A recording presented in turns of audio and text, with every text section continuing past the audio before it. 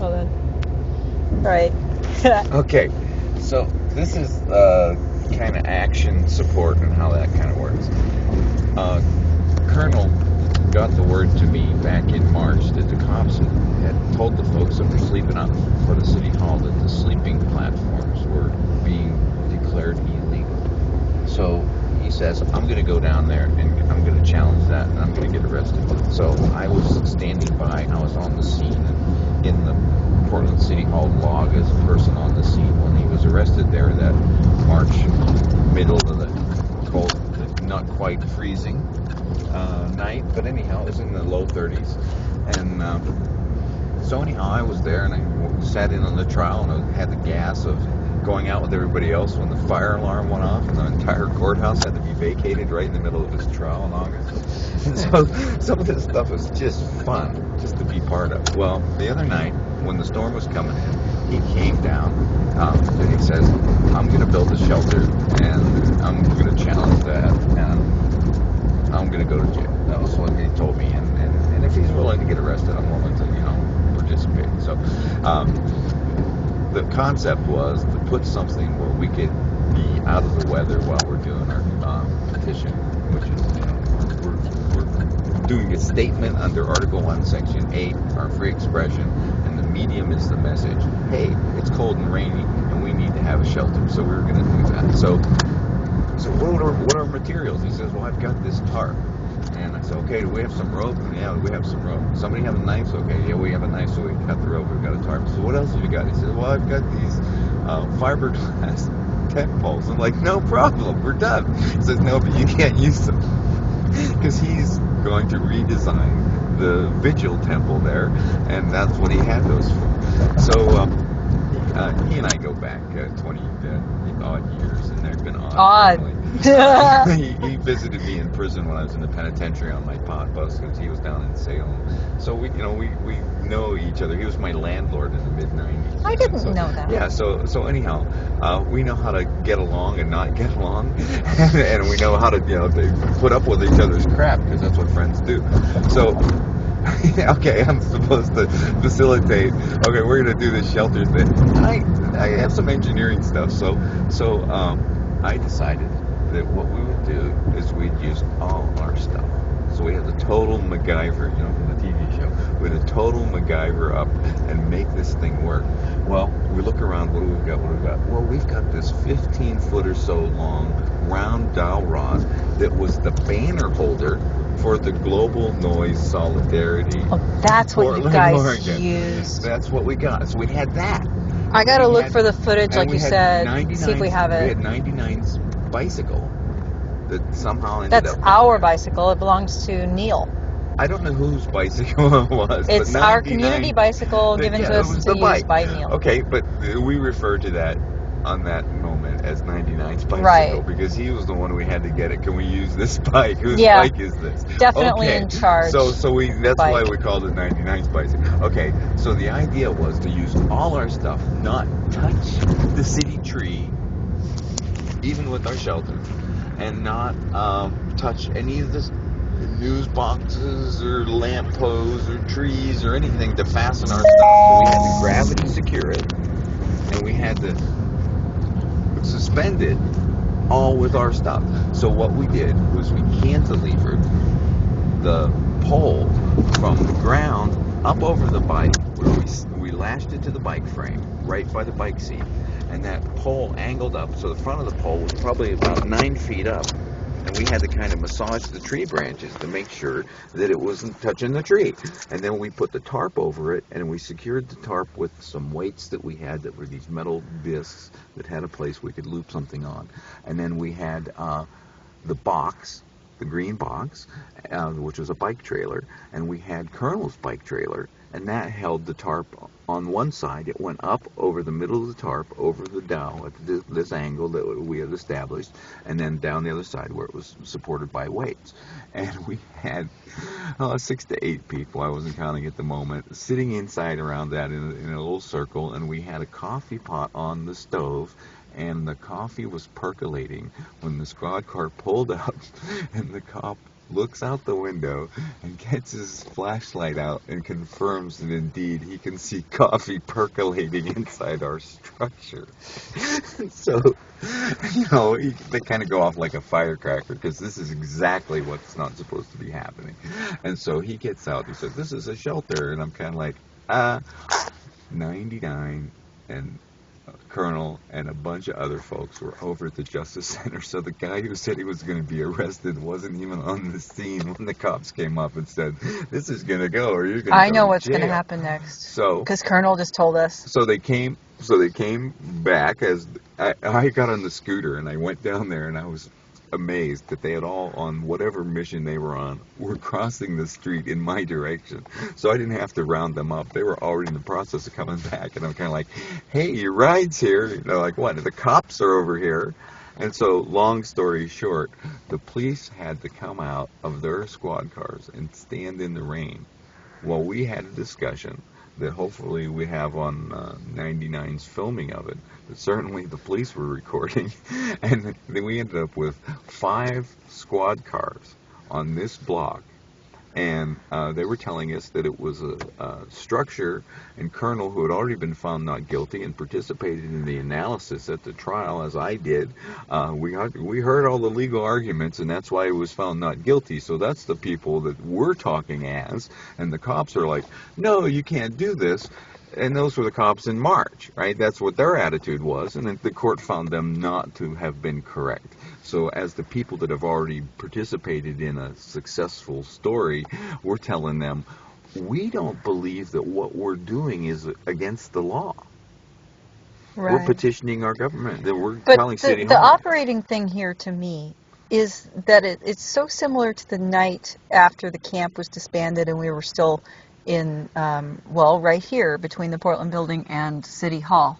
Because while the cops came with their ice cream trucks and actually told us that they were going to use force and mace and whatever else they said, and they're on their megaphones saying this, somebody's like, "Well, let's have our GA now." And so we had like a 3-hour General Assembly while the cops are, they said, "We just told you that we were going to mace you," and instead we're like, "Okay, just a minute, we're having our General Assembly."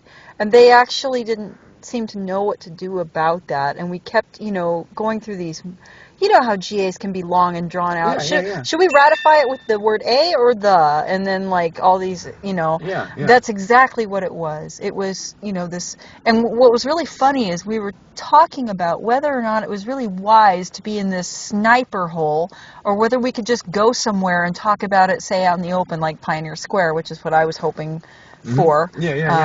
But it was getting dark, it was getting scary, these cops were getting aggro, and yet at the same time they just had to sit through this boring GA. It must have been so surreal. I can't say it was boring, because the cops kind of livened it up.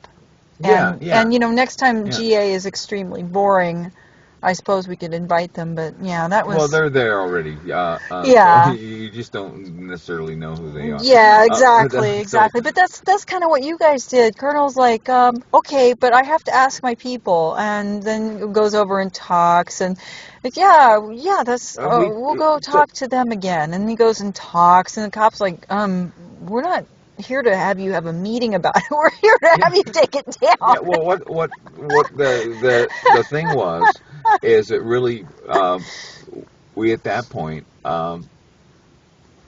what kind of startled me was that people were already acquiescing to the police and were starting to take the thing down, and I was like, "Hey, it's not your thing to be taken down just because, if they want to take it down." If I had a nickel for every time somebody tried to acquiesce to a cop for something that belonged to me. I had to unvolunteer the volunteers that were doing what the cops said, because, And it puts you in an awkward spot when you have to say, "No, don't cooperate." And then, the upshot is, then the punchline, other than the percolating coffee, which was just the height of timing on their part. Why do you have a television set in there? So the upshot is we elected that no, we're going to take the tarp down. That still left the bike, and that still left the pole. Well, as Colonel And we told took it, the as Colonel tarp. told it, he even tried to like leave it draped like a flag, and the cop wanted it all the way on the ground. No, they wanted us to take the tarp off. Well, we discussed if, push came to shove, we would simply hold the tarp up like a big hat if we needed to with 8 people. So it wasn't like it was going to go away. So here's what happened.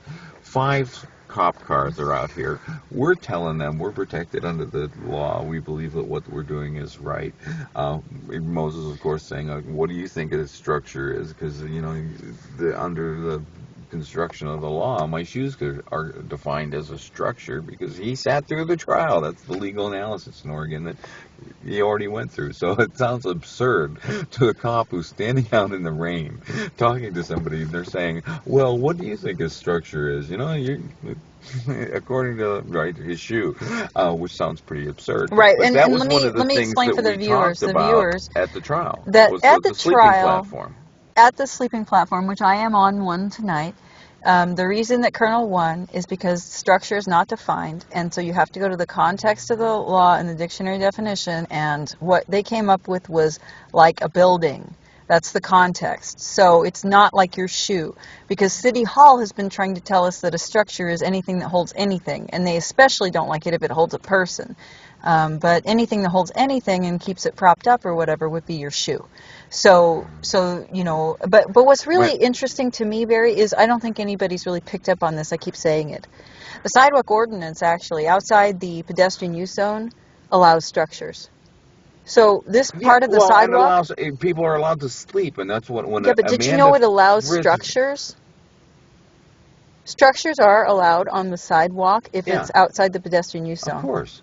That's what all these news boxes are. Right, and nobody seems to be, really running with that. But the fact that Colonel even had to argue that this wasn't a structure, this platform, he shouldn't have, because it's outside of the area where that would even be a problem. Same with abating a nuisance is only it's provision L in that PCC. So it's not even, you have to be breaking the ordinance to begin with, and we're not when we're in the zone. So the upshot is 5 police cars, 4 cars, and an SUV Benny Hill here on the block, and they're all forced out of their vehicles into the rainstorm that we put this thing up to. Because we're trying to keep dry. They have to all get wet to stop us from staying dry. That's such a... Okay, so this is why this is such a comedy routine. What do you call that kind of irony? Poetic justice. As we're, and it was kind of, it wasn't the most comfortable moment when we're finally, I don't want to say caving in, but we're taking down the tarp because we decided, okay, we're not going to go to jail over this.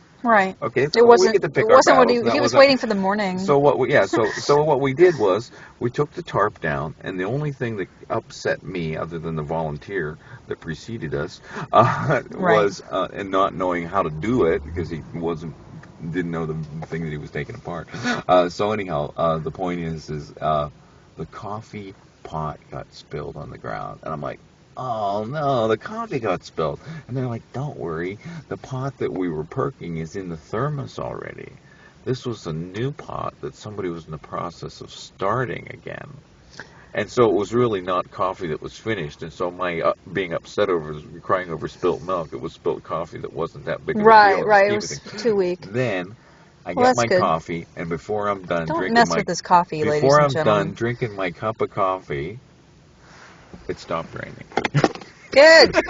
Yeah. We didn't need the tarp anyhow. Yeah, Colonel said that the cops kind of didn't mess with you guys until it was lightening up on the rain, and then by the time that you had to take it down, it wasn't raining. Right, but by the time we took it down and it stopped raining, they were still in their bulletproof vests that were out in the rainstorm talking to us. So we were dry as much as they were. The fact that they're policing people staying dry and getting wet to do it, it's really funny. Like I said, this is poetic justice. Yeah, it's like it was so that's what you never know. Except they don't have to go and sleep outside after they get wet.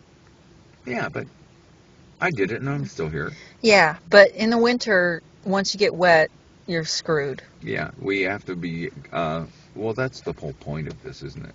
Uh, Right. when it was, it's They're going to bizarre. see us, and it's going to suck, and they're going to see people, and they're going to have to stomach what is happening.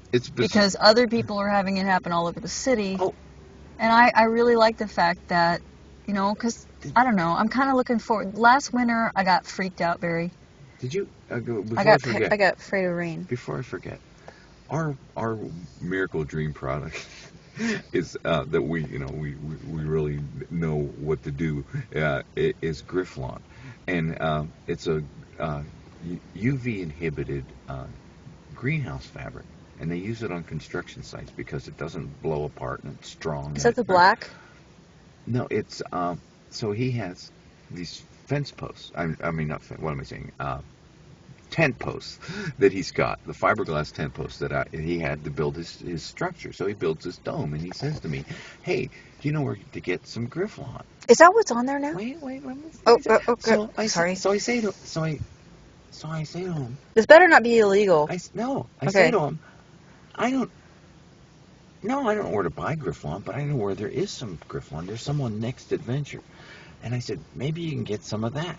So I tell him, hey, you know, there's a story about the landlord, and they come into the house, and the tenants have completely trashed it. And on the floor, the carpeting's cut out in the shape of the floor mats for the car. I said, do not go over there and cut a Vigil Dome-sized Grifflawn off of the building. Right? Don't be so obvious. He goes over and he talks to the foreman, and the foreman cuts the stuff off, and that's what's out there right now on the dome. Okay. Grifflawn. We don't know where to buy it. I love that story, We don't know where to buy it. But we didn't have to buy it. Because, and my joke about I love that story. About it's like the best story ever. The worst tenants ever, right? Where they cut their carpeting to make floor mats in the car because they're cutting out, man. That's really funny. So that was. I don't condone this behavior. No, but it's really my funny. message to him was, don't go over there and cut a Vigil Dome size. We don't want to see a big circle with whatever it is, right? Because it's going to be living out here at City Hall with us. Oh yeah. And so that was That's the so Grifflawn. funny. We still don't know where to buy it. So what is the Grifflawn? This is a special material. It looks really great. That's what. Okay, ORS 466.265 provides for in an urban growth boundary as a interim measure for transitional housing, we can have a yurt village, and the yurt is defined in that section of the law. You get on there and read it as a yurt, a round structure, you know, the outside wall and canvas or tarp or whatever it is, and plumbing and electricity. That is permitted by the state of Oregon law. And we can have one. We can do that. Just one. In the city of Portland. No, a yurt village. Yeah, but just one yurt village. You know, because didn't you say that you could only have two of these whatevers? Well, and there's already okay. One? Well, that's the problem is that we have the technology to really economically give people a place that has electricity and plumbing. And I tell City Hall this, City Council, they all know I've said this again, and I'll say it right here. The Clydesdales get to camp in Waterfront Park when they come here for the Rose Parade. But people, with 60% of the homeless count in January is persons with physically disabling conditions. We know that the people that are sleeping in doorways, that can't have a shelter, because we know what the cops did that rainy night to us, they're not offering people any respite from the torture when the gateway to ending that torture is already paved by the legislation that the sausage factory down in Salem, the House, the Senate, and the executive either validated that, signed it off, and signed the law, or they overrode that with the supermajority, overrode the veto. I don't know that it was vetoed. But we have a provision that we're allowed to have transitional housing, and they won't let us have it. Because they're mean. Okay, so Grifflawn is a fabric, and if that might be a brand name, that's all we call it, and it's woven with reinforcements in a kind of It's a kind grid of similar pattern, to that strapping tape, except it's grid. and it's importantly uh, got the chemical makeup that allows it to endure the invisible rays of sunlight that degrade other films. It's called outgassing, when the plastic turns into stuff comes out of the plastic, and the stuff that comes out is the stuff that keeps it from getting brittle. So if you've had some plastic you stretched out in your yard to make a cold frame, and you went out there the next year and it was blowing around in little pieces, that's because of the degradation. This product lasts for years. And they So, use it on construction sites, like I said, okay. next adventure. And so he went over there and got it from those folks. You know, it's Because interesting. they're If using it that on Vigil construction. table had been inside the Griffon, then it wouldn't have degraded in this way that it did. Well, that's part of our learning curve and our courage Bigger curve and to actually better. go across the river and be a guy that's done construction like Colonel has, and talk to a guy on the scene and have him say, "Yeah, let me get you this." And then Colonel come has over a here way and come over here to about this. getting people on his side who, But this you know, is a beautiful, elegant yeah. And structure. there's something about the Vigil too. It evolves. The Yeah. Vigil has never been.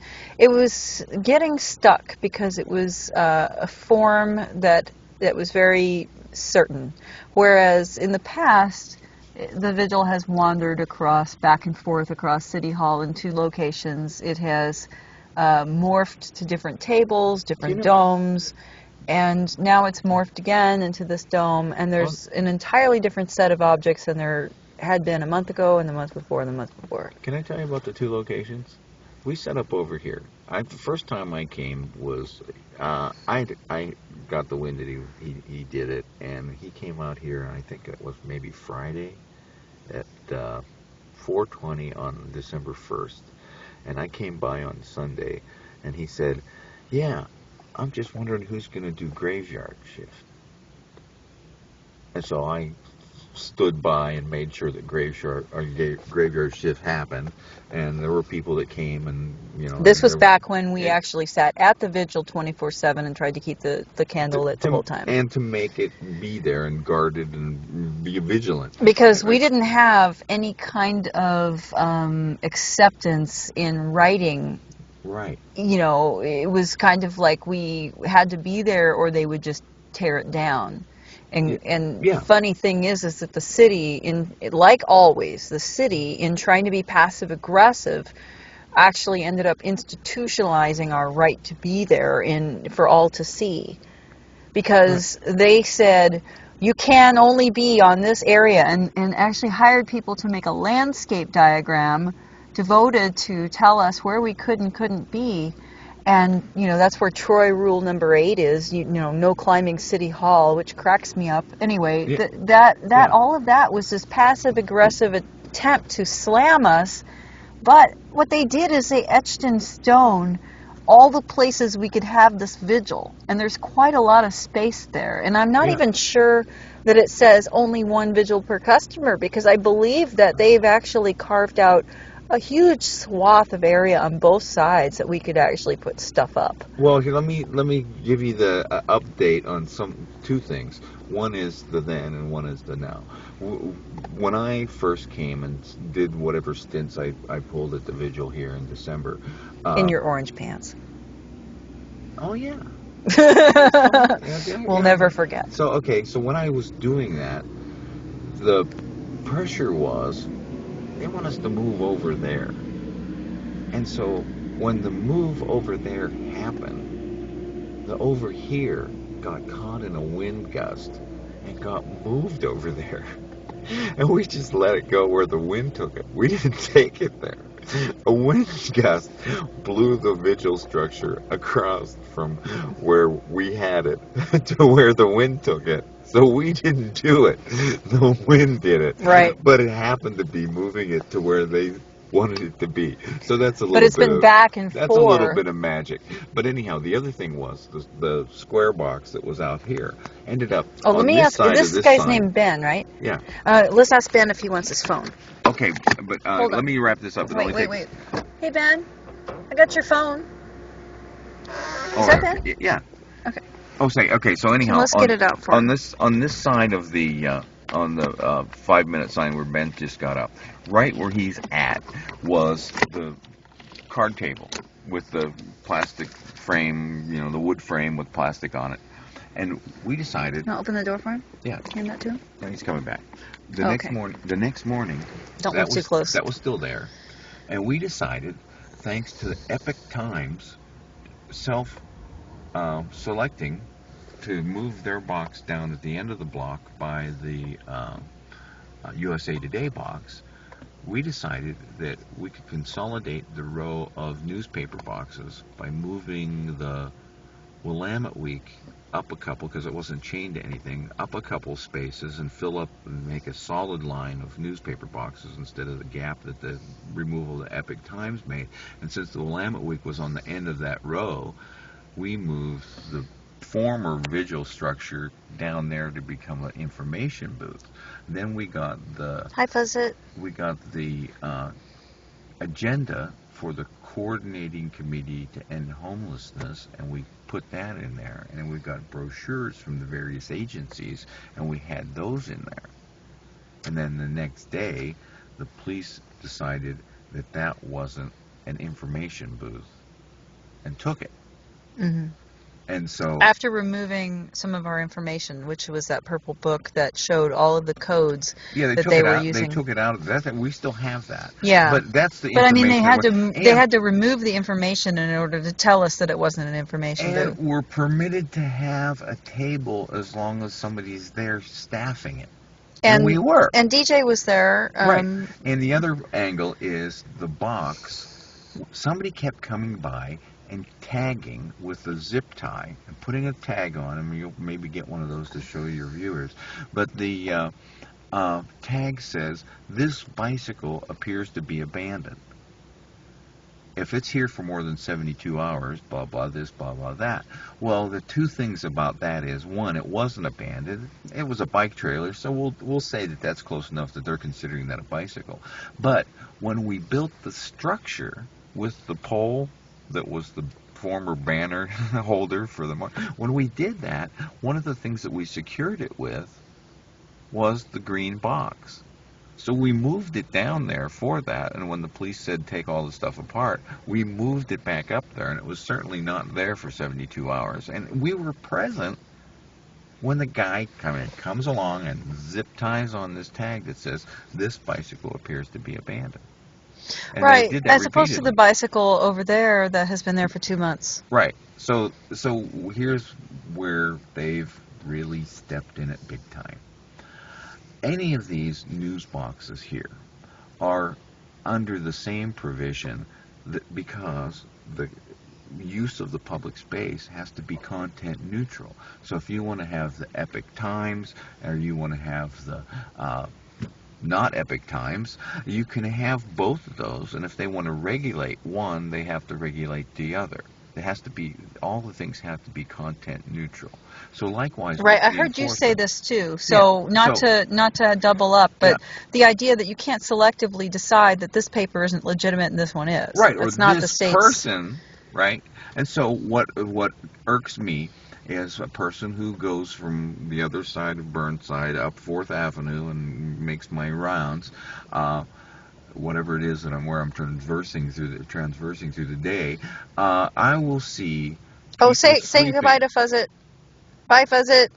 But Fuzzit's our viewer, one of our viewers. Thanks for watching, Fuzzit. Going to work. This is archived, so you can pick it up. And thanks for working.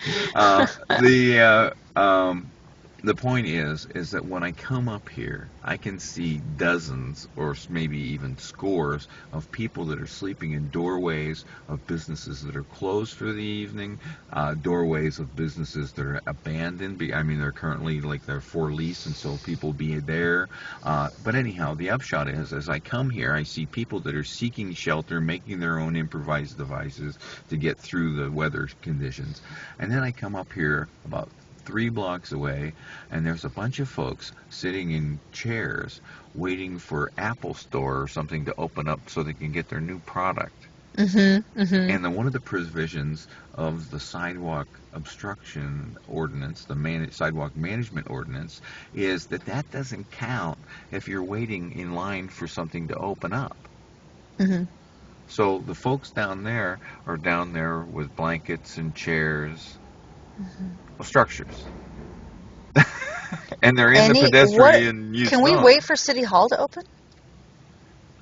Well, that's the extreme well, we need to use the bathroom. The bias that's so if I can actually just be out here because I'm waiting for see, I don't get to use the bathroom. Right, I'm sorry. At Portland City Hall, I keep taunting him with the City Hall property. Because here's the bizarre thing.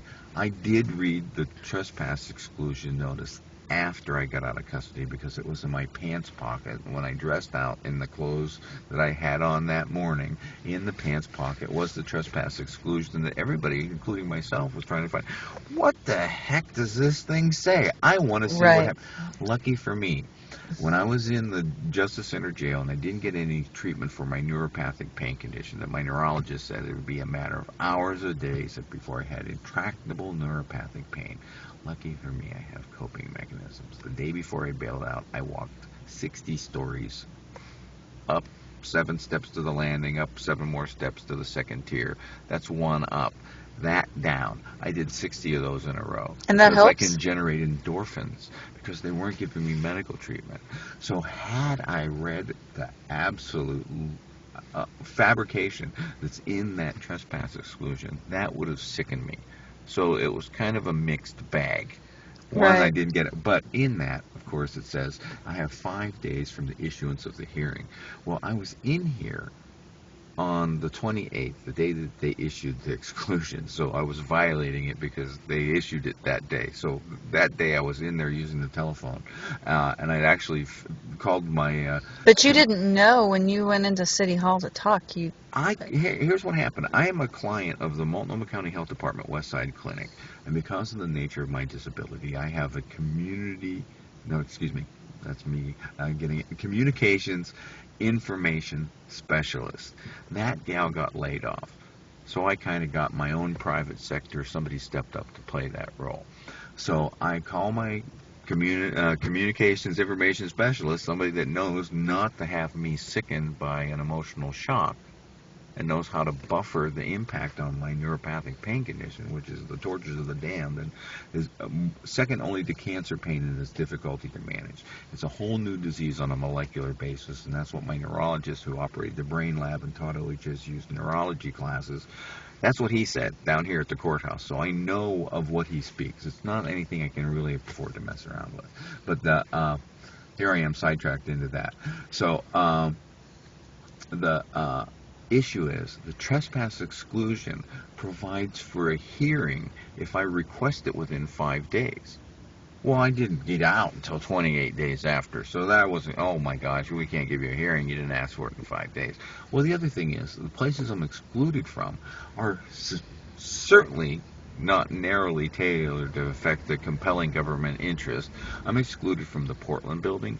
Cameron Witten says, hey, are you going to the lobbying meeting because City Hall's considering what they're going to lobby for on the federal level and on the state level for changes in laws. You are excluded from... I couldn't go to that public hearing because I'm excluded from the Portland building. Right. Then the place where you couldn't file a complaint because you couldn't go into the complaint office. I remember that one. Say I have an appeal. And I have this paperwork, and within the 5 days... But how are you getting excluded? Well, different ways, right? Hang on. I can't stand the whole story. Okay, you so have to shorten it. this exclusion notice that tells me that if I cross the line of the fence, so I can't go to the vigil, if I cross the line of that fence, I will be aggressively prosecuted for criminal trespasses. So I'm not allowed to go over there without getting arrested. So that's what they're thinking, and that's what they're going to do. So anyhow, my point is had I, within 5 days, scheduled, requested an appeal, I had a hearing to appeal this thing, to challenge it, that would go in front of an administrative law judge as a part of the hearings office that does decisions on the city issues, like your car was towed illegally or you have a land use, conditional use permit. They'll have a hearings officer hear the case and render a decision. Well, that takes place in the city of Portland, up the street at 1900 Southwest 4th Avenue, where I'm excluded from as part of the exclusion notice. So when I go up the street and get the plot map that tells me the right-of-way in front of City Hall, I go up to the planning department of 1900 Southwest 4th. When I founded the Camp for Homeless People, Free Camp David W. Crowther, I went and got the plot map that showed the city's right-of-way, which is a blackberry patch. I got that at 1900 Southwest 4th. When I got the brochures that said, remove invasive plants, plant native plants, I got those over here at the Bureau of Environmental Services that produces that for the City of Portland. And the City of Portland's right-of-way that I researched up the street that I turned into the homeless camp a couple of years ago, that is covered with the invasive species plants that the Bureau of Environmental Services says remove invasive plants, exclamation point. So I found the city's brochures that said, get rid of this stuff. It's on the right-of-way. It's the city's responsibility to maintain that right-of-way. And they have excluded me from the places where I get this documentation to share with the public. I cannot go to there. I can't go to that place. Right, so somebody would have to go in for you. And they have. Yeah. But you know they're what? not me, and they don't know how to do it as efficiently as I can. So. But of all the buildings that you're excluded from, and why and what you needed to go in there for, I'm bored now. Okay. It's an exciting thing. Officer Palmer in uniform, right out here, 1:30 the day before I got arrested, August 28th. He's standing out here, and I went up to him after explaining why our encounter in the morning had transpired the way it did. I said, look, if I would have put my hand on your vest the way you put your hand on my vest, you would have arrested me. And he said, I didn't put my hand on your vest. I put my hand on your shoulder. Well, I have the same vest on. He went like this, and that's where my vest is, on my shoulder. So, right. Okay, so I said, that's absolutely absurd. Okay, he ends up escalating, and he yells as I'm walking away, get the fuck out of here. At 1:30 p.m. on the public sidewalk as a uniformed officer, he's yelling that to me. And I return my response is, I'm already signed up on the agenda for tomorrow morning at City Council, and I'm going to tell him what you just did, and that's going to go out on the internet. That day, they trumped up the trespass exclusion, and the next morning, that officer arrested me. What was the trespass exclusion that they trumped up? I thought it was already in place. No, I hadn't been served. I had no knowledge of it. The day before, I talked to my friend. He said they're going to try. They're trying to do something to exclude you from all city property. I don't know what that's about. Right. But he got that message because that was filtering through the Multnomah County Health Department. Wow. So anyhow, they know what they're doing, and they know who they're doing it to. And I already have the issue of, when I went in this last time, I was in for 4 calendar weeks, and I didn't get anything for my neuropathic pain condition. When I advised them of that, I told them that before I went in, I had already filed with Sergeant Scott Johnson of the Multnomah County Sheriff Department Internal Affairs. Every time I go into the Multnomah County Sheriff's custody, I don't get treatment for my very difficult central pain condition that's well documented. How come this happens every time? And then the next week, I went in for 4 weeks with no medical treatment. What did they say? On the 11th, I wrote a letter, September 11th. I went in on the 28th. I told them as soon as I could, I did the medical request form. It's not like I'm a new guy in their system because, I informed them before I went in 2004 for this bogus pot thing I had, and they knew I was coming in, and they did the same thing. For 10 days, I didn't get medical treatment. I had a doctor's appointment at the Multnomah County Detention Center. That's what it's called. It's a Justice Center jail to everybody that goes there. But they transported me to the Multnomah County Infirmary Jail and said I didn't have an appointment. And then the last day of my 10 days, they transported me to the Justice Center jail and let me out. So that was in 2004. So I filed that in federal court as Stoll versus Gusto, and because I had all these other things like, you know, the unending stream of oppression, I didn't have the chance to actually research. I should have done the case as Multnomah County instead of the sheriff, just for technical reasons, because that's how you sue the government. So anyhow, it doesn't really matter, because I went in July. They didn't give me medical treatment until I gave July 19th, when I got arrested for, apparently, I haven't read the police report because I have to buffer myself about that, because apparently they arrested me because I summoned an ambulance. And rather than let me get into the ambulance, they arrested me for calling the ambulance. Portland police did that. Earlier that day, I had an appointment at the Multnomah County West Side Clinic, and I was arrested there. The officer that arrested me there is the officer that arrested me when I did a action. I went into the lawyer's office that was opposing me, and I said, I'm here to get a check for $4,700 or to go to jail. They called the cop. The cop arrested me. He put a Y on my name, and now I have, on all my charging instruments and on my appeal in the Court of Appeals, I must do this, Barry Joe Stoll, a.k.a. Barry Joe Stully. The cop that did that, Stully Creation. And they actually have a birth date that we celebrated here in August. His 50th birthday. Kill Stully. Stully must die. That's what I did. I created an effigy, and we had the thing in Commander Day, and I think it was Mike Kuykendall all walked past, and they're going, what the heck is going on here? And I said, your guy created this person.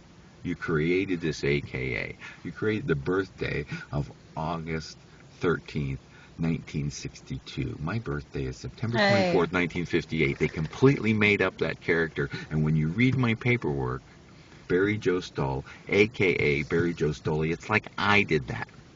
No, they did it. And the cop that did that in 2009 arrested me on July 19th. Minutia, though. The day before Cameron's Fair Housing. Isn't it? So I got arrested twice on July 19th. First time at my doctor's appointment. You made an entire effigy doll over and celebration over the fact that somebody added a Y to your name and screwed up your birth date. No, I have on every charging instrument, it's Barry Joe Stoll, September 24th, 1958, a.k.a. Barry Joe Stully, August 13th, 1962. Oh, I can't. Every background check that I have shows me as a person with an AKA. The AKA was a product of the Portland police officer. Making a mistake. Oh, right. That's my mistake. And every mistake that they make, they forgot to give me medical treatment every time I went to jail. They made a mistake, and now it looks like you have had an alias when they actually just had... And I'm saying, the fourth time I was arrested, between the 14th of July and the 19th of July, the first time I was arrested on July 19th, it was the cop that gave me the AKA. The second time I was arrested, it was Sergeant Holbrook, who was on the scene when Colonel was arrested for the sleeping platform in March, where I was on the scene. That's how we started this whole story about me and my presence and doing the sport on these actions. Right. Well, okay, so I was arrested. Why? But why what? Why the Stolly thing? Are we coming back to... How do we get on the why? Okay, all I'm saying is... Why the why? When they created an AKA that I must use... Oh, when I appeal a case in the Court of Appeals, you have to write your I have AKA. to write AKA Barry Joe my Stully, God. or they won't accept that is the pleading. So wrong. Okay, so what I did was on the 50th birthday, their made-up birthday, I had a murder in, and I murdered Barry Joe Stully. I did that as an action right here as part of the vigil. It's kind of funny. It was supposed to be funny. Are you released now? Since I'm on bail twice. Can you I was out on bail the first time when I killed Stolly. Not released. And I got arrested again on my way into City Hall a couple weeks later. Are you released from having to write Stolly, aka because you burned him in effigy? No. Oh, that's too bad. Can we get a death certificate for Stolly? No, but part of the spectators Would that do was Central Precinct. We're in the Central Precinct right now, folks. Central Precinct Commander Day walked by and saw the effigy holding the sign with his entire black. I had a black winter coat that was stuffed. The torso ended. There were no legs on Mr. Stolly. Poor Mr. Stolly. It was from the torso up. I can see children's arms, toys. The socks. Mr. Stolly. The socks got no were legs, hands. and he's were got just black socks sticking out of the hands, and the black hand was holding up the sign that said, "Stolly must die." Stolly must die. And there was a little tombstone with the date, the day that he was born, and the day that he was dead, 50th birthday. It was convenient. He died on August 13th, the day he was born. So on his 50th birthday, my friends and I celebrated the death of. When was this? This was August 13th, 2012, the 50th birthday of the AKA. they created this August 1962 birth date for the guy. You know, this reminds me doesn't exist. This reminds me of when we started getting catalogs for like Oneida Silverware or something addressed to a pet. Right. So what I did was I pranked these folks by right out here in front of City Hall, where we built the structure with the pole just the other day. I pranked them by creating an effigy, and I had a black. The whole thing was entirely black. So, except for one day, I saw outside the Justice Center a pair of jail shoelaces where somebody just got out of jail and left these shoelaces. So I took them and a couple of safety pins, and I cut white. And I made X's where the eyes were. Right. So that's all it was. That's entirely adorable. black with X's. I really do want to make a line of children's. Now, let me see if I got this right. It's Stolly must die on the sock hand of a legless puppet with X's for eyes. There you go. Yeah. Okay. So if anybody is listening who is able to replicate Stolly dolls. It was all black, 2 X's for eyes. It really white sounds X's more for like eyes. a pillow. Maybe so, but it was just the height of absurdity to do that. And I'm gonna make it. I was reading the paper, and it turns out the chief of police Reese and Mike Kuykendall, I believe his name's Mike, Mr. Kuykendall, they were in Bangladesh doing some cop training over there. I thought that was an interesting thing to read in the paper. And so that day when Stolly must die, they're hobnobbing here with the mayor's office, and so the big shot cops are walking by past the effigy on the sidewalk. And the effigy was holding the sign. There were 2 signs.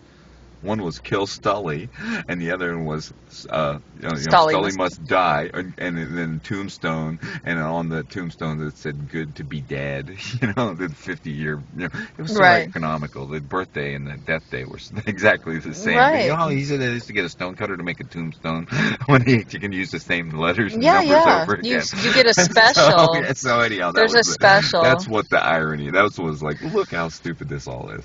And so I pranked them on that, and lucky for me, Commander Day was one of the people that walked by. That's and amazing. And they were looking at this thing right out here, and I was crossing the crosswalk. And so when they crossed the crosswalk, I stopped and I explained to them, yeah, see, your guy, happened to be a man, your guy created the AKA. And I just murdered him. Right. What are they going to do? I can murder my own released. AKA. You are allowed to murder your own AKA, right? An effigy in the City Hall's front Or sidewalk. you can write off-color books under that name. Yeah, or maybe so. So anyhow, the upshot is as you can see, if you approach this with Article 1, Section 8, which is our really broad You know, live sex shows are legal in Oregon under the Oregon Constitution. You can actually go into a place and I shudder to think of the segue coming. no, I'm just saying. I'm not saying that I'm for it. I'm not saying I'm against it. I'm saying the interpretation under the Oregon Constitution is you can have a Okay. place where people Okay. pay to watch other people have Loop sex. it in to what you're Well, saying. that's the Article 1, Section 8. Okay. The Article 1, Section 26 is that we get to petition our government for redress of grievances. We get to do this kind of vigil thing. We get to inform our legislatures, right? We can do all these things. So the combination of the two is the vigil temple with grifflon and a burning candle. The combination of the two is our information box with the schedule for the public hearings. What part of Vigil is live sex show? It's the Oregon Constitution has broad expression. We don't have free speech. We don't have freedom of the press. That's under the United States Constitution. We have free expression. So when I make Stully, Stully is as protected as a live sex performance that's under the Oregon Constitution. That's what I'm saying. We have very liberal Oregon Constitution that prohibit our government. The Section 26 is no law shall prohibit, and then it goes on to say the inhabitants of the state. It doesn't say people residents or citizens, right? It's inhabitants, right? So the folks that are on this sidewalk are every bit inhabitants. Did you know that the voters pamphlet, item number 1, that I just got, said homeless people can vote? Just to clarify. Yeah. I mean, that's the first item in the pamphlet as far as directions on residency. I'm registered to vote at a whatever we're going to politically correct and gender neutralized manhole cover. That's the intersection that's closest to where I've been camping for 2 years. Oh, newsflash! Free Camp David W. Crowther. I started 2 years ago on the undeveloped right of way. Yeah. No, it's gone. Yeah. You know that posting that we have at City Hall windows? It says shelter is available. This is an illegal campground. Okay, that's so disgusting. They did not put that where my camp was established for 2 years, where everybody in the neighborhood knew it. I'm on the board of the neighborhood association in that neighborhood as the person that's been camping there for 2 years. That's awesome. Okay, well, here's the punchline. We went up with my agent to 1900 Southwest 4th, where I'm excluded, and we got the city's aerial photographs, or whether it's satellite or however they facilitated that, but the bird's eye view shows my shelter. It's gone. My orange pants, they're gone. My medical records, they're gone. You lost your orange pants? I lost. When I got your medical records are really more important. But when I got out of jail, they're kind of a monument around here. Mary, when I got out of jail, my entire possessions were the things I had on me when I crossed the plaza to go in to give my 3-minute communication. Other than that, I had. I can't believe you just lost your camp. I had my mandolin that somebody was playing over here at the park, and so they were watching it for me. Thank God for that. And I handed 99 my bike bag, my bike messenger bag. I can't believe you lost everything. But everything else I lost. I had no idea. No, this has been You spent you spent 40 minutes talking about the buildings you were excluded, and now you're just telling me that you lost your whole camp.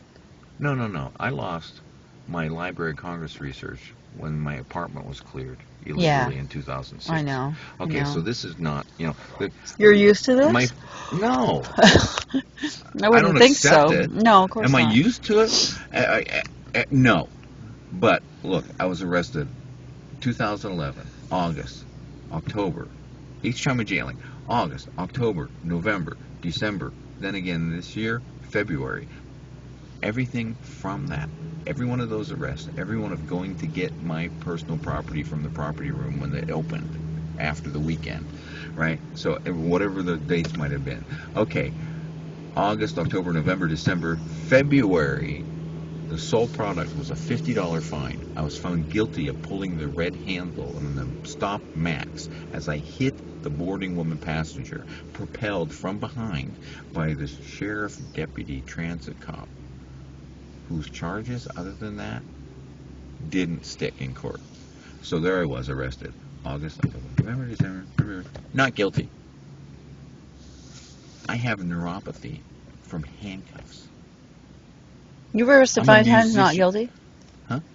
You No, were, I got a guilty for pulling the red handle. but as you I were hit the arrested 4 boarding- times, not guilty? Well, and that was the only thing. The other charges that the cop, his reason for projecting me into the boarding woman passenger that caused me to pull the handle, not guilty. Pulling the handle, guilty on appeal. That doesn't make any sense that they would find you guilty of that after they already established that he shouldn't have even been. Yeah, that's crazy. That's why it's on appeal. Oh, you're on appeal now? Right. So anyhow, that's the sole guilty product. Which you should be able to beat. Okay, now, before this, I'm excluded from the Bureau of Labor and Industry Civil Rights Division. I was arrested there twice. First time I did a violation trial failure. Okay, to but appear. I don't want The an second inventory time- of the places you're excluded No, or your second arrests. time, not guilty. Oh. Still excluded. Oh, right. Trial before a judge, the trespass exclusion when they arrested me, not guilty. They currently are acting as if they have an exclusion that's valid. I already beat them in court. That actually is a theme around here, is where we've already shown that their interpretations are invalid or their practices are illegal, and they continue to do them. Yes. That's a real pattern around here. So my problem is, in 2009, as a person with a disability, I got on the Housing Authority of Portland, as it was known, list. I finally got to the bottom of the list in 2012. My housing application, my arrest record. They go by your arrest record. They don't go by your not guilty record. Really? Can you get that fixed? That's the Housing Authority of Portland. They renamed themselves as Home Forward. Home forward. So if you look at the case law for Home reverse. Housing Authority of Portland, you find out all the civil rights violations that agency did. But we have Commissioner Nick Fish, who apparently doesn't have a Wikipedia page, and now they have a new name. So you don't have to worry about the racist history of the Housing Authority of Portland, because Nick Fish renamed it Home Forward. Oh, wow. Oh, okay. Now I'm hungry and I have some bananas and I'm going to eat them. There you have it. We have Ben's phone. I haven't seen him since he came back and laid down, apparently. Is that him over there? Is he back? Can you find him and stick that next to him? Well, no. If that's him moving in his bag, yes. But can I go find him out in the world and stick this next to him? if it's him. I will run in there. Okay, so there's the story. Do you realize that I have to go back? I have to drive again. I'm going to run out of gas. She's helping me. She's asleep. All right. So I actually have to drive again. The struggle continues. Enjoy the struggle. I didn't have a choice to do 60 flights of stairs. I had that as a coping mechanism. I could actually walk, but I am so cold. Mary, how come you're so cold? I am cold. I feel like my hair is Colonel wet. said. He sees 99 over here sleeping. He says, why didn't he cover up with a blanket? And I said, because he's hardening himself to these conditions. It's not cold for him. He's adapted. Right. Anybody else that comes out in it from the cold, from the warm comfort of whatever heated environment there is, doesn't realize that the human body adapts to cold conditions. Interesting. Yeah, to a certain event, the way you're comfortable. I've been out. He talked. You know what? I just did a clip of him. You know how I edit these videos? I put the whole thing on, and then I put clips that are more poignant or funny, or you know, we need them for evidence. Highlights, maybe you're calling. Yeah. This is the YouTube highlights channel. So there's 2 YouTube channels. But on this clip, I had he was talking about that, and it was in like survival. Jiro did it. He interviewed him, and it was called like Survival by 99, Outdoor Survival or something, Street Survival. And what he was advocating for is for people that they want to get out of this condition. So instead of building yourself comfort, you want to make it as uncomfortable as you can stand and still be okay, so that you get yourself out of your condition. So he was suggesting that people not spend all their time making the most comfy little hole they can, because what they need is to either work or have something that they're doing to get them out of their situation. I'm not convinced, seeing what I've seen over the years, that anything really other than this action. This is what we've come down to. You haven't seen anything except for this action, what? Well, we have to change our thinking processes. And like I said, the yurt village is permitted under state law. There's no prohibition that's keeping the city of Portland from doing I'm really interested in that. And like I said, ORS 46. You know, I've been wanting to live in a yurt. .265. Right? That's what I'm it is. happy when I'm in a yurt. Statute.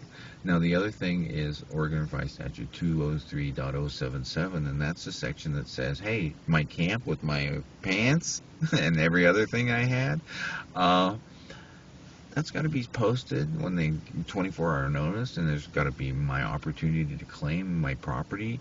And apparently, it's so bureaucratic. I finally tracked down that the city of Portland apparently has what they call a homeless container, and not having a phone. I went to that to get our green boxes. That was in up by the Lloyd Center, or not Lloyd Center, Convention Center up that way. Well, here's the thing for me. So I left a voicemail saying I don't have a telephone, I have an email, I want to know where my stuff is. And then I check my inbox, and there's a thing saying, you can meet Officer Tyler at the Stanton Yard at 9 o'clock. Great. What's the Stanton Yard? Where's that at?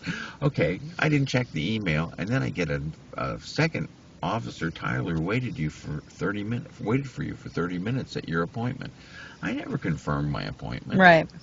But they went out there, and when I didn't show up, okay, so anyhow, they didn't tell me where the Stanton Yard was. It was really out of the way, too. I mean, you have to... They gave me directions, and it sounded like this. They didn't give me the you go to this place, but instead of going to this address, go to the other side of the building, which is this address. And as you're facing it, look to your right, and there's a gate. And then there's some blackberries. Then go down the hill and under the underpass to the opposite side of the street, and that's where Stanton Yard is. Then when you walk in, the first shipping container you see will be unlocked, and just open it up and get your stuff out. And so we open it up, and we've got it all on film, and there are these boxes just piled in like trash. All of our signs were all crumpled up. All of our political protest, everything was just thrown in like trash with no lock. And, you know, these were valuable. The materials themselves, without the metal components, which were the expensive portions, the materials, were about $150. That's what we spent. Mm-hmm. But 60s labor, let me put it this way. Effing boxes was all the text I got from 60. Ever so often, he would just blow steam, because the boxes are really difficult to construct because the way he made them so that they would be waterproof. And they are special. These things are waterproof. Mm-hmm. He has coated them inside to make them mildew-proof.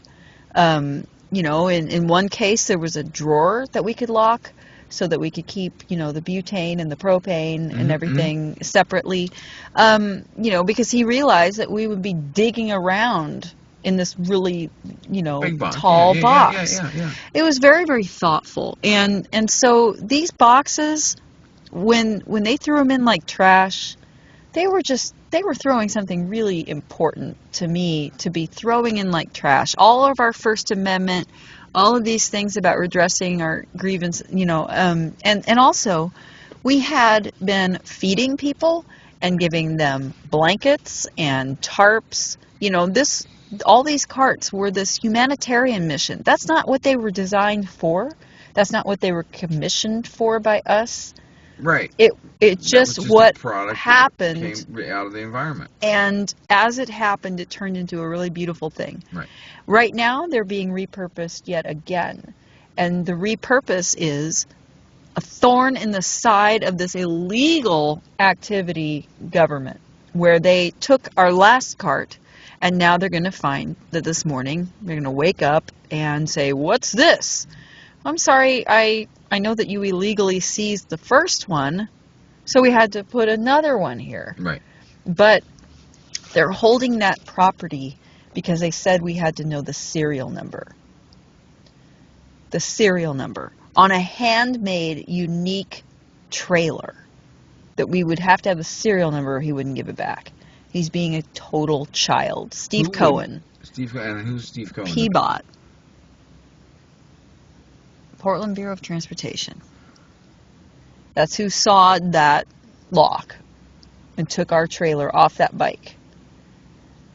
So. Oh, well, that's nice to know that we know who did it. Yeah. That's the person in charge of doing it. I don't think he was the one who sawed the lock. It was a lackey, but. Yeah. But yeah, so he told Colonel on the phone, "Oh, you can't have it because you have to produce the serial number." And it's a wooden handmade box. Yeah. Okay. Serial number, it's the one. Yeah. Oh, on a happy note of the serial number. This one has a serial number, by the way. I had, for 25 years, as ridiculous a as mandolin that, like you're talking about, was handmade here in Portland. And all it said on the inside was Jim Pryor, Portland, Oregon. And that was made over 30 years ago. And when I got in the ambulance on November 13th, the day of the eviction, before the eviction, I pressed into Sergeant Bacigalupi's hand the same thing that was written on the side of the tent, the same thing that I pressed into Nick Fish's hand, the Housing Commissioner and the Parks Commissioner, the day before. ORS 203.077 @sec. And what that @sec means, that starts there and keep following and start reading and go until you get to wherever else is after that. And it's about the humane removal of homeless camp. It's an Oregon statute, and it talks about the process and the procedure and about the tagging. Where they have to have join come in and give everyone an opportunity to relocate. And the storage of the property. Mm-hmm. And I got in the ambulance, and my mandolin and my tent and all its contents was destroyed. The mandolin that I had for 25 years. I played that mandolin on C-SPAN. I came back to Portland from Washington, D.C., and my phone rang, and a guy says, "Hi, I'm calling from Alaska. I saw you on C-SPAN, and I tracked you down." They threw that handmade, no serial number thing out. I tracked down through the city, and having a disability, I went through Danielle Brooks over here at the Portland building and had an interview with her, and she sent me an email and said, "Go to the Portland Police Property Warehouse," because I asked Lieutenant King what happened to my stuff. And the upshot is they took my property to the dump. So I went in November of last year, or maybe it was, it took me weeks to find out where it was, but the upshot is I went to go where the city of Portland told me to go get my stuff, and it wasn't there. That's very hurtful. I can't believe they threw a mandolin in the dump. Well, after watching my friends recount the story of Officer Palmater taking out a large blade and popping balloons, and having then the security Steve come out with a pin and start popping balloons like Officer Palmater couldn't complete the job himself, like little children that they are, I can believe that they did that. I mean, it's you know what? I gotta tell you something else. You know why Ernie's concerned about coming here? Because we have a dog, and we would take the dog, and he's afraid that they'll screw with the dog. Because they targeted Bodie by bringing a dog catcher the day that they arrested 99 for the boxes. boxes. No. The box is over there. Where? Right there, Chapman. Oh, they arrested 99 over there? Yep. No. I guess they arrested him here. They arrested I was because present when he came back. He came back to City Hall, didn't he? He was arrested Wait. at City Hall. I was there when it happened. Okay, but you know that right before then, at Chapman, they showed up, including Susan B. Agony. Yeah, Susan Billard. Okay, guess what? She's not a sergeant. She's working on it. Okay, I just said Susan B. Agony. Yes. Susan Billard. Yes. No, that woman came with a dog catcher specifically to bully Bodie. Well, guess what? It worked. That was it for him. Bodie didn't want his dog taken. He was going in the next day or so to get the free shot clinic or whatever it is.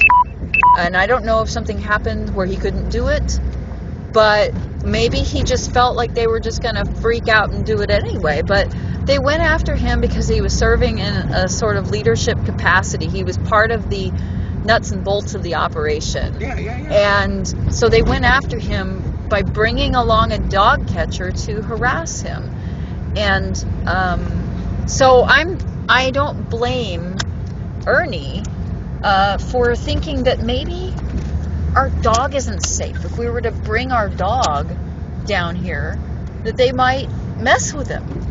You know, he can't just go and be screwed with. He's an older dog. He was just hurt recently. Mm-hmm. You know, so this is our baby. But it's when he said that, I was like, honey, what happened to us? Were you always like this with police? And he's like, no, this is a first. To think that they would maliciously hurt us by going, to hurt our dog. Well, or to take our dog or whatever. What they call that, and we do it too, it's called primary and secondary targets. If you can influence, if you're a cop and you're trying to get somebody to do something, and you can threaten the taking their children, or you can threaten the taking of something else, then they put the squeeze on people, and we do too, because we are impacting the city of Portland employees. Now, the city of Portland employees that know my legacy and my history and everything that's going on, they are being informed and educated by what we're doing and what they're watching. Right. So today... So every time we have a cop come out in front of City Hall and pop balloons, and have Steve come out and join him and pop balloons. Or yell, get the fuck out of here. Right. This is so this is a purpose for me, for Occupy, as far as waking people up. All we're doing is giving them the rope to hang themselves on. The more somebody is cocky, the more evil they are, the more powerful, abuse of power they are, the dumber and more blatant, and the harder they fall. And so, well, can I make a comment about a city employee tonight? Commissioner Amanda Fritz, city employee. I told her, because I got out to the candidates forum late, but I got to talk to her, and I told her about how they had taken our supply box. They had tagged it as an abandoned. Right. And she said, that wasn't abandoned, you were using it. So Commissioner Fritz knew that we were using that as part of our petition effort and our protest, and she knew that their claim that it was abandoned was not right. And that's what I'm saying is our primary and secondary targets. We're influencing the actual literal employees, the mechanics that come in there to take care of the building. This is what our city really is like. Staff. And the thing is like, we're not making up this situation. This is a mirror of what is happening to people who are houseless and people who are standing up for justice. So it is not just us who are getting this treatment. We're just merely giving them a chance to do this in the broad daylight with people who have some resources, perhaps, instead of... Okay, so here's another thing I'm concerned about. Mm-hmm. I won't say who, but I was really worried when I didn't see a friend I saw him. Somebody told me that a couple of cops came and talked to him, and then he was gone. Mm-hmm. And I thought, my God, did he get talked to? Like, you better distance yourself, or we're going to tear up your camp, or those kind of things. Mm-hmm. How many people are on the street who might be protesters or who might stand up for their rights, except for the fact that on that beat, there's some cop who knows where they have something that is of value to them, like, say, a dog that they're still waiting for a license for, or a camp that they have, a stash, a squad or something. Like my place. Or kids that they might be able to screw around with and see if they can find a reason to take them. And those people are being silenced. So I think it's really imperative that something that was born out of the movement here in Portland, that we are an integrated community. Because while you may be able to do that with some of my friends, you can't do it with me. And whatever you can do with me to get to me, you can't do to this other person. So whatever manipulation they can do to an individual, they certainly can't do to all of us all of the time. Hey, guess what? I got a mandolin. It's not my mandolin. My friends, knowing that the police destroyed my mandolin, got on Craigslist, researched it, took me over to the guy's house, said, we're buying this mandolin. And they did. So I would have a mandolin. You have a song on our YouTube, and it is beautiful. I don't know. It was Munjin and You. Oh, yeah. It was great. Yeah, and I was listening to Colonel and Robert tonight, and I was thinking, I got to get these guys a gig. Topher and Juliana's 1-year anniversary. They were married in the camp, right?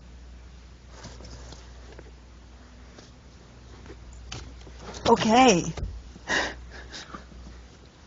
Your friends. Not my friends. My people.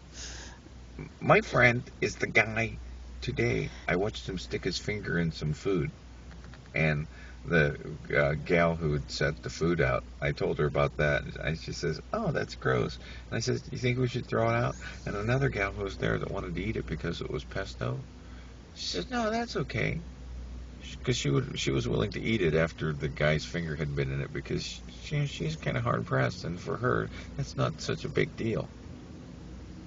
And so she wanted to eat it, even though the guy just rudely stuck his finger in the food and just stuck it, to eat it. She probably had kids who had birthday cake at some point in her life. Well, anyhow, you have to get rid of the guy who did that today. Knocked over the Vigil twice. That's the same guy. Yeah. You know who that guy is? Yeah. Who is that guy? They got him on the security video. What's his name? I don't know his name. What's he look like? He looks like the guy he looks like the guy who did it. I know who the guy is, but what I'm saying is he here now? No, but he Good. is in a psychotic episode. Oh. He's mentally ill. Oh. He needs mental health treatment. Why would he turn over the Vigil table? Because he needs mental health. That's the end all. There's no explanation except for the fact that he's mentally sick. ill, right? Oh. Okay, so what I'm saying is, when any of these people do these absolutely insane things that are socially unacceptable, are they my friends? Yeah. Do those things make me not like them? Yeah. Do I appreciate that they're a person that's sick? Yeah. Right. But I still don't like the fact that the Vigil got dumped over, or the food got the finger in it. Right? You just reminded me of this comedian. He goes, I don't understand why people are they're like, what are you, stupid? And he's like, well, what if they are? I mean, what if they're not quite, mentally retarded, but they're just about there, so technically they're just really stupid. Why don't people have a little compassion, like, oh, he's stupid. Yeah. But instead we hate on the stupid people. Yeah.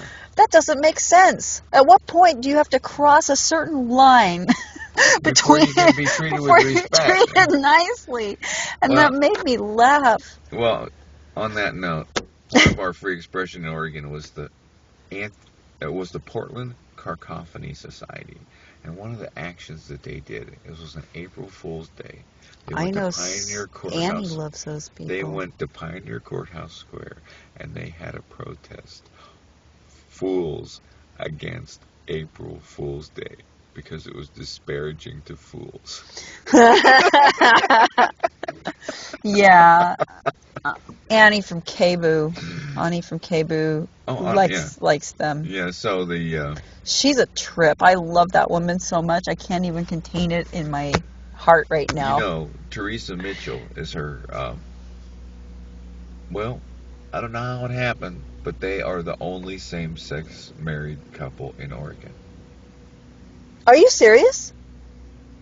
Ani Haynes and Steve Mitchell were married, and Steve Mitchell is now Teresa Mitchell.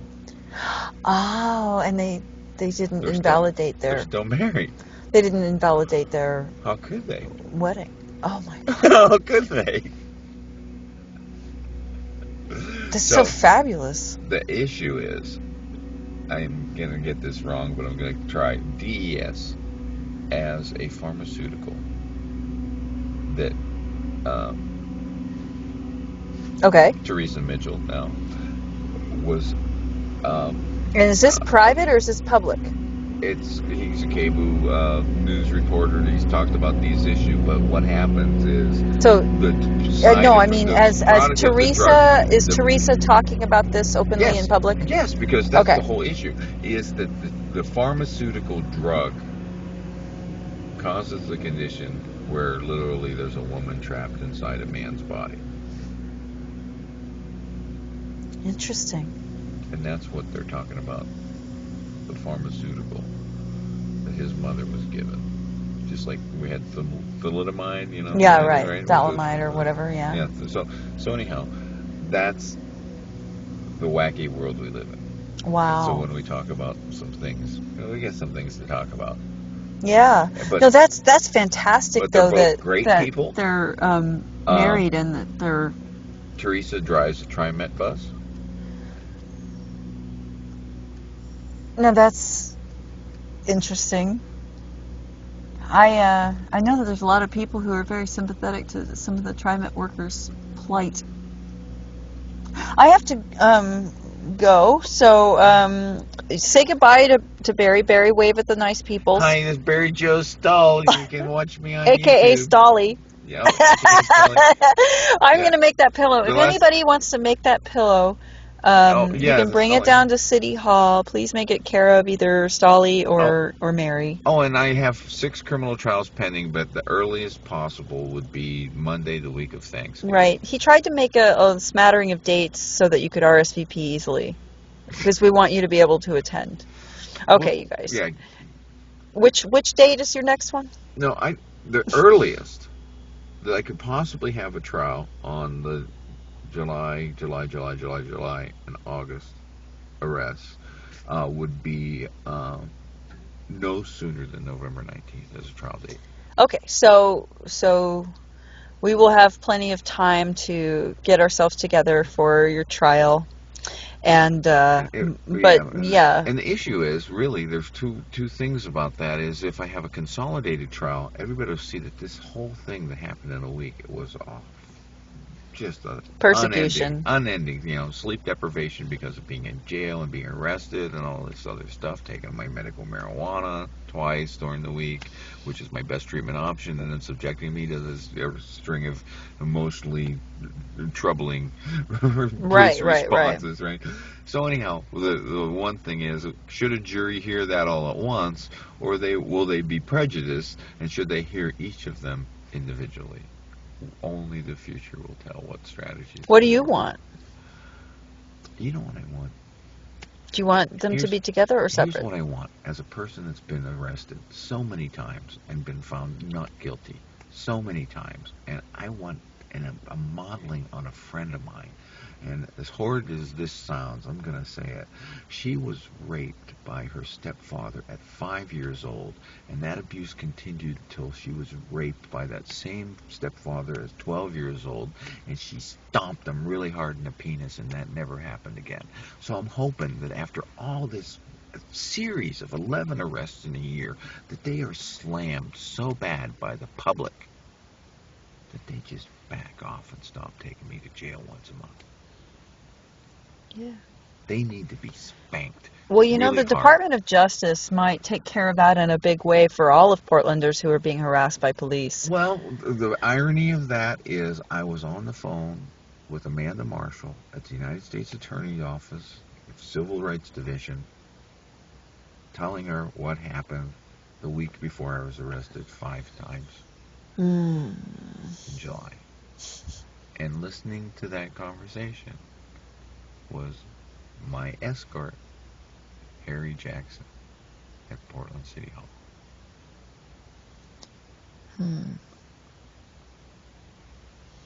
Yeah. I got to Good tell you night, something. folks. I have to tell you. I have to tell you something about Harry Jackson. Yeah, go ahead. He's a local hero. He is. He's being a jerk to us, but I am trying to kind of give him a modicum of respect for what he's done and who cares about him in the city. Mm-hmm. So that's the primary and secondary target. It's He a is little not- difficult He is when not, he behaves like a child. but I don't believe that he is willing to risk his well-earned reputation. He's got a Harry Jackson Plaza named Yeah, I after him know. up in Alberta, I right? know. Okay. It's a beautiful plaza. So- The thing is that Harry Jackson has all these bigoted, weird ideas, and they're solid in stone. He's got this crystallized learning thing. He believes what he believes, and you can't tell him otherwise, and he's very disrespectful to us, and he's out to get us because, you know what he told me? What He told me that it's not okay to change the law by going to court, just like the people that were trying to prosecute Moses said, oh, this isn't a valid, you should go to meetings. Like all the homeless people should go to meetings, is there any Oh, said. the way you get your government to change isn't by showing that the laws that they have are unconstitutional by challenging them in court. The Yeah. way to get them to change is to go to the legislature or the city council Okay, so- that produced the unconstitutional legislation Right. and have them do it right. Right, this or to time. vote on it and try to get it on the ballot. Now, But the let's- thing that's let's really try and funny do it right is, this okay, time, yeah. so here's what's funny about this. Okay, this is a black man talking to a woman. Now, men got the right to vote, black men, before women, like 50 years before, or some crazy number of years before that women could vote. And yet, if Susan B. Anthony hadn't defied the law, I would never have a chance to do voting or to vote in a representative. So in Harry Jackson's world, where it's not okay to disobey and fight, yeah, they don't believe I in would actually nonviolence. never be Yeah. able to vote. Yeah. So he's telling me that the only legitimate way for me to do anything is to vote, and that is only available to me because of this most legitimate way, which is to stand up for what you believe and take it to a judge instead of letting a puny little authority bully you and try to take away your rights by eroding them. So I really think it's a matter of education and maybe him needing to broaden, but I feel like maybe he's old enough and set in stone that we're not gonna be able to, reach that. He's not gonna open his eyes to this. The only time somebody is gonna open their eyes is when they see somebody persecuted in front of them in a way that is just so incomprehensible, and that has happened to me. I had a belief, and then that was shattered.